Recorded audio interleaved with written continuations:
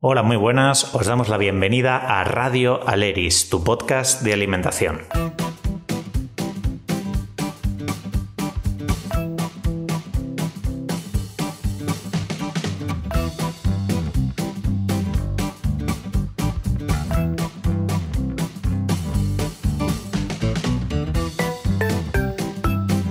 En Aleris somos profesionales con especialidades muy variadas, con una vocación particular por el mundo de la alimentación, la salud, la cocina y la divulgación. Nos une la curiosidad por la nutrición y las ganas de compartir lo que hacemos. Y nos nutrimos del saber de todo el equipo para reinventar la manera de trabajar y actualizarnos cada día para poder explicar en consulta qué se debería comer según cada persona y su situación.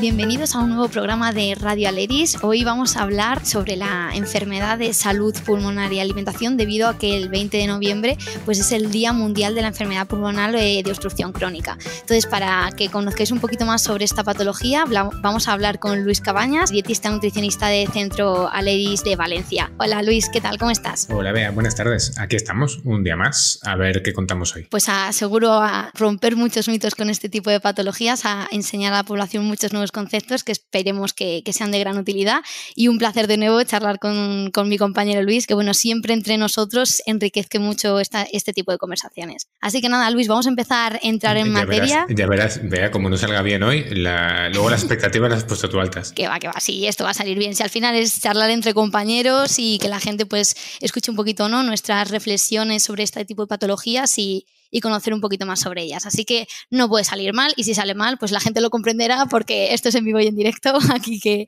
lo vamos haciendo. Así que nada, pues vamos a entrar un poquito en materia. Como te decía Luis, cuéntanos un poquito sobre la famosa EPOC, en qué consiste esta patología, cuéntanos un poquito más. La EPOC, imagino que quien escuche esto tendrá a un familiar o como mínimo le sonará un poco. Es una enfermedad pulmonar obstructiva crónica, de ahí sus siglas, EPOC. Tenemos que tener en cuenta que es una enfermedad pulmonar inflamatoria. Así como a veces hemos hablado del sistema digestivo que tiene, ¿no?, el síndrome de intestino irritable, que también es inflamatorio, ¿no?, como su nombre indica. Aquí tenemos que tener en cuenta de nuevo que es una enfermedad inflamatoria, y además otra cosa importante que es crónica. Causa una obstrucción del flujo de aire a los pulmones. Esto, para que la gente se haga una idea, es como si tuviéramos un pueblo con unas carreteras y de repente esas carreteras fueran el centro de Madrid. Pues igual están un poco más obstruidas o igual es un poco más difícil pasar por ahí, ¿no?, sobre todo si vais en bici. Pues eso es lo que sería la EPOC a modo de ejemplo. Una enfermedad pulmonar inflamatoria y crónica. Lo que implica, y esto lo sabrá la gente que tenga a alguien cercano, es que respirar se hace más complicado, hay tos, hay producción de esputo y también una cosa que se llama sibilancia. Las sibilancias son como pequeños silbidos que nacen del pulmón y que de hecho muchas veces es como las nutrias decimos, oye, quizá hay algo de disfagia, que ya hay alguna cosa que tenemos que estudiar, ¿no? Sobre todo si la gente cuando respira hace esa sibilancia, ese pitido. Entonces es una enfermedad que sobre todo constriñe un poco el día a día, porque al final se respira peor, te cansas antes, hay mayor riesgo de enfermedad cardíaca, de algunos tipos de cáncer como puede ser el cáncer de pulmón, y sobre todo es difícil en ocasiones el comer por el tema del esputo, por el tema del moco, pero bueno, de eso creo que vamos a hablar también ahora. Sí, para ver cómo pueden afectar, ¿no?, estas patologías y qué función tenemos los nutricionistas, ¿no?, en este tipo de enfermedades, porque muchas veces cuando se piensa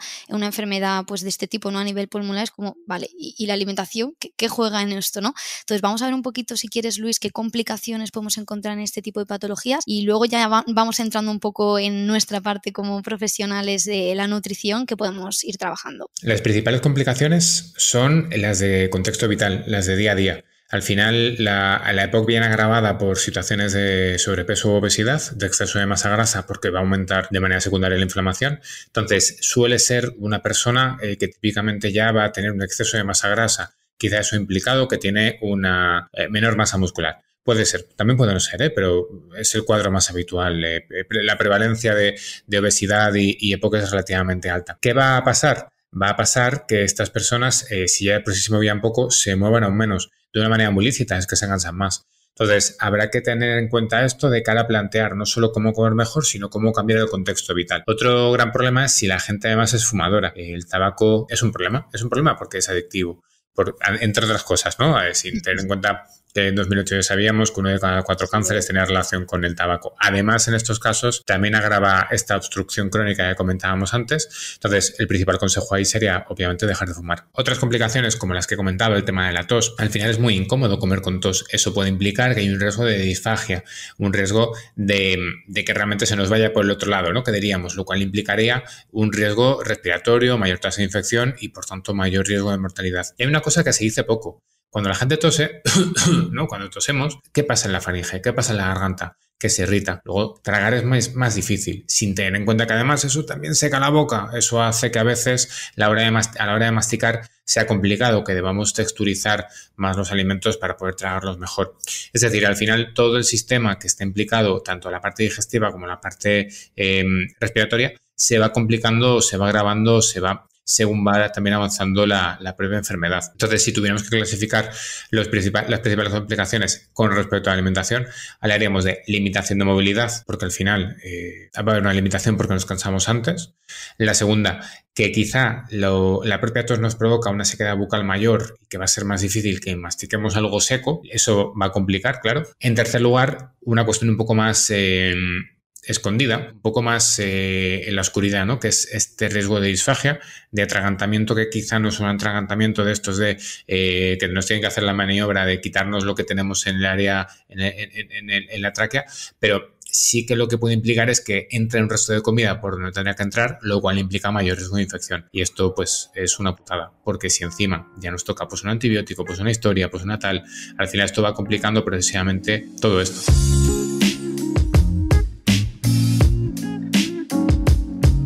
Sí, estas complicaciones al final, pues sí se pueden evitar con pequeños consejos, ¿no? Obviamente estas patologías a veces son muy limitantes, ¿no? De quiero hacer ejercicio, quiero moverme más para estar más activo, pero a veces también me siento, ¿no? Que a veces no puedo. Entonces a veces estos pacientes se sienten muy limitados, pero que tengan estas pequeñas matices, estos pequeños consejos, creo que pueden ser muy, muy útiles y sobre todo, ¿no? Que a veces cuando este tipo de patologías pues se tratan no tanto del nivel a la nutrición como nosotros nos gustaría, ¿no? Porque seguramente pues en hospitales o muchas veces tengan este tipo de pacientes y a lo mejor dentro que se trabajen incluso, ¿no? Como has dicho, para ajustar las texturas y este tipo de cosas, creo que hay algunos conceptos, ¿no? Que nosotros como profesionales tenemos un gran papel. Y bueno, ¿cómo influye, ¿no? Vamos a hablar ahora justamente de esto. Ya nos ha contado qué complicaciones, sobre todo con relación con la alimentación, podemos encontrar, que yo creo que ha quedado muy claro y vemos, ¿no? Ese papel ya que estamos jugando los nutris. Pero cuéntanos cómo podemos, además de adaptar esas texturas, ¿habría alguna adaptación nutricional a nivel general de macros, de qué habría que priorizar, además de esas adaptaciones de textura que nos estás comentando, Luis? Pues aquí viene un poco cuando la matan, ¿no? Viene la parte complicada. No sabemos muy bien qué habría de comer o qué no habría de comer. Hay mucha evidencia, no hay dirección, o mucha, evidencia limitante en otra dirección. Lo que sí que ocurre, al menos en los casos que hemos podido ver en consulta, es una cuestión más bien que la practicidad del día a día es complicada. Mira, Bea, te hago una pregunta. Si te dijera alimentos fáciles de tragar o alimentos que amalgamen bien porque tengo un problema a la hora de deglutir, ¿cuáles me dirías? Pues te diría cosas que no sean, como has dicho, por ejemplo, muy secas, ¿no? Es decir, cosas que sean secas, que puedan producir ese mayor riesgo de atragantamiento. O esto, por ejemplo, en peques, ¿no? Con el baby led weaning a veces también se utiliza mucho ¿no? Cómo está partido el alimento, esas cosas también son importantes en este tipo de casos, ¿verdad? Claro, más o menos. Fíjate que en el baby led weaning hemos tenido que hacer una evolución natural hacia el método Bliss por incluir siempre un alimento con hierro. Aquí va a ser un poco lo mismo, pero con alimento más proteico. Hay que tener en cuenta que al final es más fácil masticar una patata o una zanahoria cocida o una berenjena al microondas o un calabacín cocido o salteado que un filete de pollo. Y además la gente parece que si el filete de pollo no es a la plancha no es sano. Total. Entonces se va sumando y uno de los grandes riesgos que implica esta patología, más de manera ni secundaria, más terciaria, por consecuencia de cómo estamos comiendo, por todo lo que comentábamos antes, es un mayor riesgo de sarcopenia, de falta de masa muscular, de falta de fuerza, que además al final va a complicar todo el cuadro. Es como que cerramos el círculo, ¿no? A la hora de de plantearnos cómo podríamos comer para mejorar este tipo de casos, tenemos que tener en cuenta que la evidencia muchas veces también tiene respuestas un poco para todo, ¿no? Y de hecho he publicado de 2020 una pirámide de los alimentos específica para población con EPOC. Y un detalle, casi mejora la que tenemos actualmente, aunque claro, las piedras ya mejoran, ¿no? La pirámide que tenemos actualmente, porque es una pirámide que lo que plantea desde el principio es que la base sean frutas, verduras, frutas frescas y luego una cosa que son las grasas saludables, frutos secos, semillas, aceite de oliva virgen extra.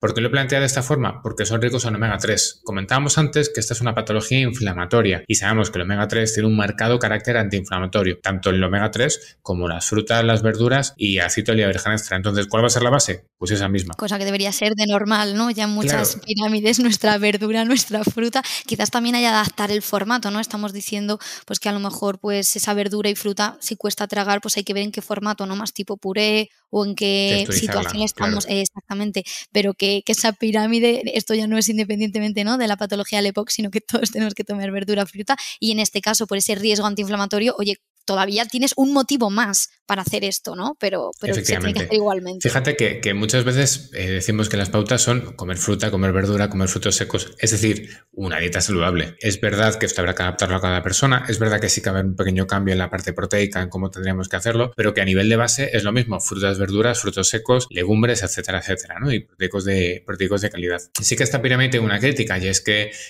plantea que podemos tomar una copa de vino al día y esto no sería del todo razonable en esos casos, por el tema de la inflamación también, pero bueno, dentro de lo que cabe se plantea por el tema de resveratrol y muchas veces esto es como, mira, ya está el lobby haciendo de lobby, pero bueno, vamos a quitar este detalle, este pequeño detalle. Omitamos. Al final, la base es comer bien. Y esta comer bien pasa por que que haya frutas, que haya verduras, que haya proteicos de calidad, carne, pescado, huevo, legumbre. Entonces, aún doy una vuelta más. Este mismo documento de consenso, este mismo documento de discusión, deja caer que puede ser que las dietas bajas en hidratos de carbono o hasta 50 gramos de hidratos de carbono a lo largo del día, sí que podría implicar una mejoría porque mejoran el cuadro de inflamación.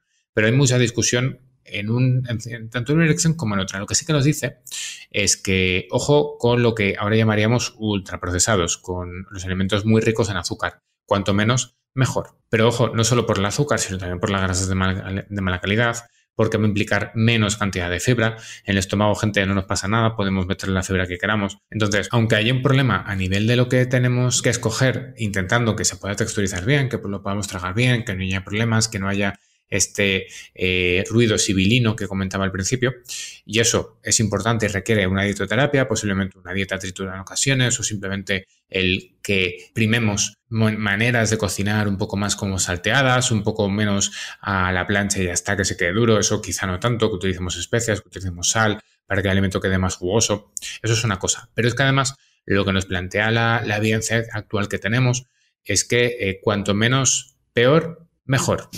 Como decía aquel, ¿no? Cuanto menos peor el suyo beneficio político. Pues aquí lo que traduciríamos es tanto la dieta saludable por un lado, como la dieta no saludable, mejor evitarla bajo cualquier circunstancia, sumando en la misma dirección. Pongo un ejemplo que hemos planteado en alguna ocasión. Si en lugar de un plátano escojo un bollicao, lo que ocurre es que no solo estoy dejando de escoger un plátano, sino que estoy escogiendo un bollicao. Es decir, son 2 pasos hacia atrás. Entonces, es importante que escojamos el plátano, o en estos casos, es importante que escojamos grasas de calidad, fruta, verdura, pescado, carne, legumbre, huevo. A nivel terapéutico, otra cuestión también a tener en cuenta es que es importante darle un papel relevante en la alimentación al pescado azul. Es decir, que habría un extra. Así como a la población general le planteamos que si quiere pescado bien, si no quiere pescado también bien, pero que meta más legumbres y que luego en el día a día entre carne y pescado de las personas omnívoras se pueden más o menos matar solas, es decir, si haces 2-3 de uno, 2-3 de otro, pues oye, si te va bien, para adelante. En este caso no. En este caso hablaríamos de la importancia que tiene incluir pescado azul por el tema del omega 3 de nuevo. ¿Qué pasa una persona vegana y que esté con un EPOC? Primero, si tuvieran una situación de sobrepeso u obesidad, especialmente centrada en la masa muscular, en la masa grasa, mejora esta situación. Si fumase, entonces dejar de fumar. Que coma proteicos de calidad, derivados de legumbres y legumbres, y luego ya nos plantearíamos una suplementación con omega 3, obviamente de origen no animal. Pero esa suplementación siempre sería el último recurso, porque aunque es cierto que puede ser interesante por el proceso inflamatorio y demás, siempre tiene que ser el último recurso. No sirve de nada pintar la casa cuando el ladrillo está en el suelo. Primero es la pared y luego ya nos preocupamos de pintar. Primero los cimientos y luego ya nos preocupamos de las ventanas. Esa es un poco la cosa. Al final, el mejorar nuestra alimentación seguramente implica una reducción del peso total, implica además que nos movamos mejor, es decir, que ya será más fácil que podamos hacer más actividad o que simplemente nos cansemos menos, y ya entonces nos planteamos una suplementación o no, tanto en población omnívora como en población vegetariana, porque el pescado azul que toma la población omnívora también va un poco justo, porque las latas de conserva, gente, no son lo mismo que el salmón, ¿vale? Que esto es una cosa, ¿no? Es que yo como pescado azul de sardinas de latas, pues no vale igual. Suma, pero no suma tanto.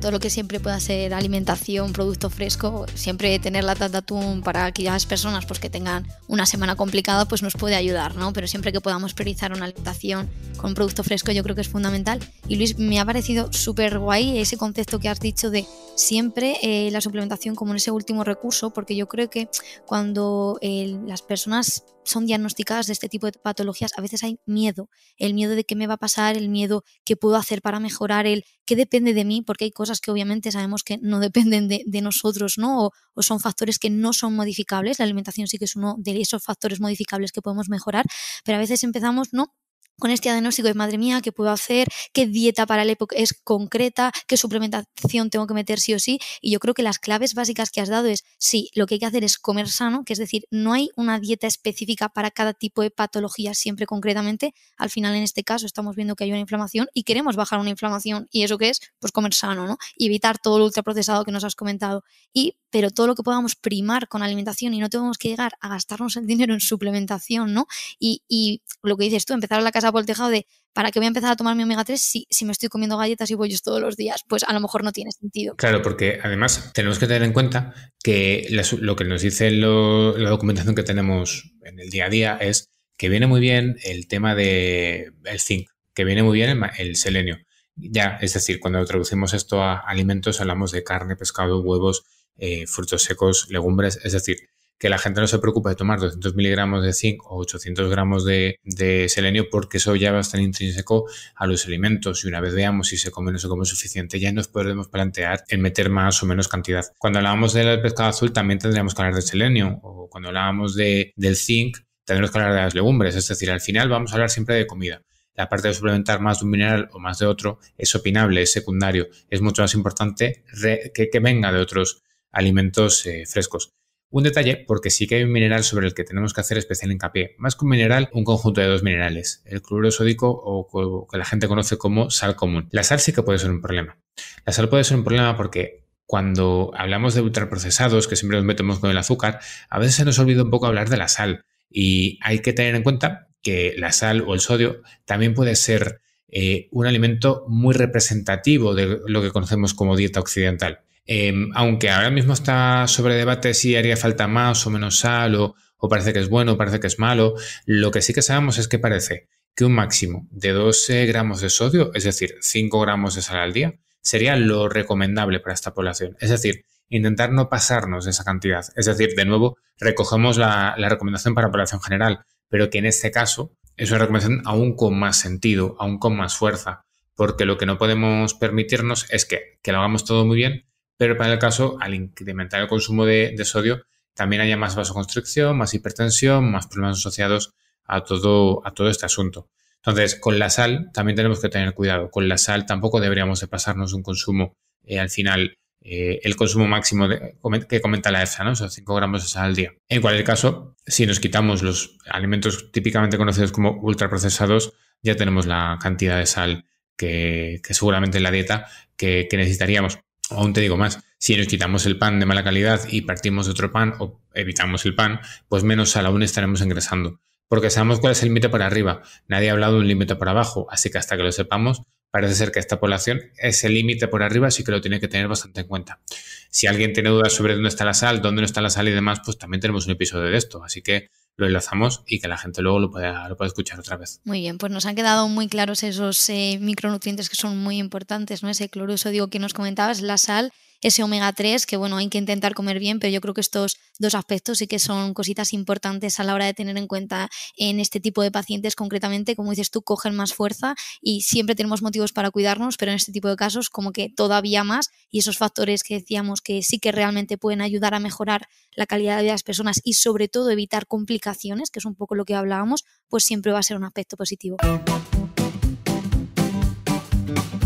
Pues muchísimas gracias, Luis, por toda la información que nos has aportado. Espero que le haya sido de gran utilidad a todos nuestros oyentes. Ya sabéis que compartir lo que compartimos pues es muy interesante, ¿no? Para que todos nos podamos beneficiar de este comer mejor. Y bueno, además de compartir pues lo que nos pasa en consulta, esperamos que si tenéis cualquier duda nos las podéis mandar por correo, por redes sociales, entrar en nuestra página de www.centralage.com, buscar Centralage en Facebook, Instagram, YouTube o Twitter. Estamos esperándoos para cualquier duda que tengáis y bueno, esperamos en el próximo programa. Muchas gracias. Adiós, Luis. Adiós.